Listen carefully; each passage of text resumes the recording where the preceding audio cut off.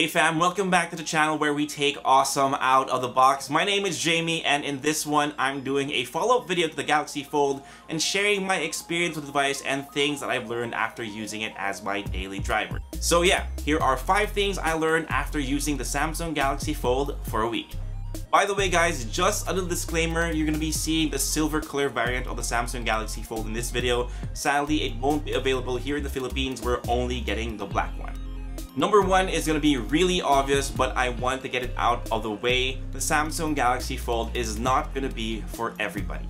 The price tag alone is going to be a huge barrier for most of us, including myself. 110,000 pesos is definitely a lot of money to spend on a smartphone, and Samsung knows that. That's why they set up a short pre-order period for the device to see how many people would be getting this device. By the way, if you are one of those people who is really thinking about getting this phone, you have a couple of days more before the pre-order ends. I think it's on December 1.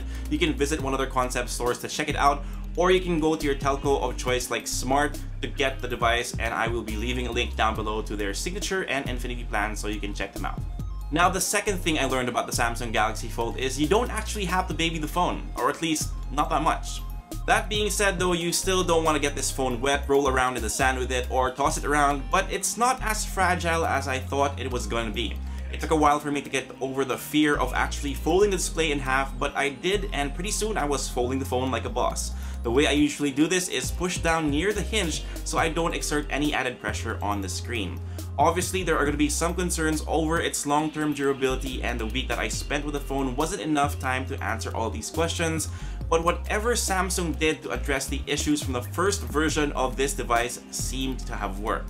I definitely had no trouble with the display, and that hinge felt really solid.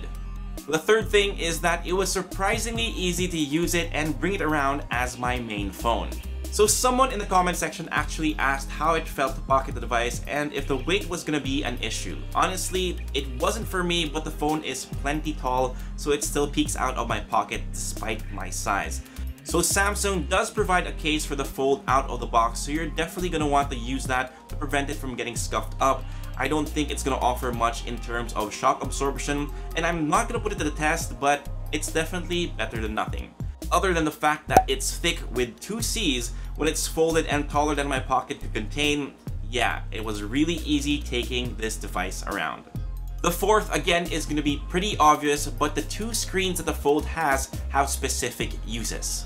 So again, just to recap, there's one on the outside at 4.7 inches. It's actually a Super AMOLED panel that looks really good, and I use this display to quickly browse through my Facebook feed or to check notifications. It's okay for quick replies as well, but the tiny keyboard wasn't a good fit for my fat fingers, and I usually ended up with a whole lot of typos when I used the smaller display. I also used the front screen to frame shots because it did feel a little weird unfolding the device to take photos, so sadly 2 of the 6 cameras on this device didn't see much use. Now for replying to email or for lengthy Facebook posts, you're definitely going to want to use the 7-inch Infinity Flex display. The keyboard layout was just right for me, though Lea had some trouble with it since she has much smaller hands. So again, for serious work, this is going to be the one you want to use. Of course, you know I had to try a game or 2 of Mobile Legends with this device as well, just to see what the experience was like, and it was unlike anything I've ever experienced before. Now the Fold is obviously overkill for a device that's going to be solely used for gaming, but it was a lot of fun. Now, watching YouTube videos on the bigger display was also great. I thought that the black bars would bug me, but they didn't. I did notice that the resolution was capped at 720p most of the time, which is kind of a bummer, but it wasn't so bad. Also, the app continuity is awesome when you want to switch from the smaller screen to the bigger one, but sadly, some apps don't work with it and they restart. It's pretty quick, so it's not that big of a deal. Also, yes, the crease is there, but when you do watch videos on the phone or when you're browsing through your Instagram feed, you hardly notice it. So let's drop it. Now the 5th thing I learned about the Samsung Galaxy Fold is that it's actually pretty hard to multitask on it. One of the biggest benefits that Samsung says the Fold has is its multitasking capabilities, and having 3 apps open all at the same time definitely gives you that potential. Honestly though, I found it a little hard since the 2 apps were a little too small for me to navigate through. The magic number for me was 2 apps open at the same time, so you could have one on either side of the screen. This is something I did when I had to coordinate schedules with Lea and the rest of the team. Now don't get me wrong, it's actually fantastic that you can do this on the Fold, and having the real estate to actually have multiple apps open at the same time can be a game changer for some, but I suppose it's not for someone like me. So what is the main takeaway after using the Samsung Galaxy Fold for a week? Well, it's definitely not going to be the best-selling phone in the Philippines, and I don't think you're going to be seeing a lot of the Fold on the street. I honestly don't think that's why Samsung put this phone out in the market. It's a concept that they brought to life and a way to flex what they could do in a sea of smartphones that almost blend together.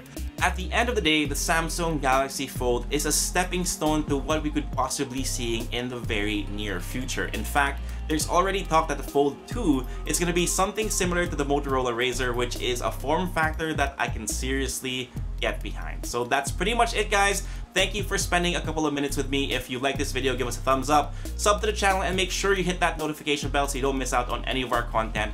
If you have any questions, leave them down below and I'll try my best to get them as soon as I can. For all the latest tech news and gadget reviews, head to unbox.ph, plus follow us on Facebook and on Instagram. My name is Jamie. Peace, God bless, and I'll see you guys next time.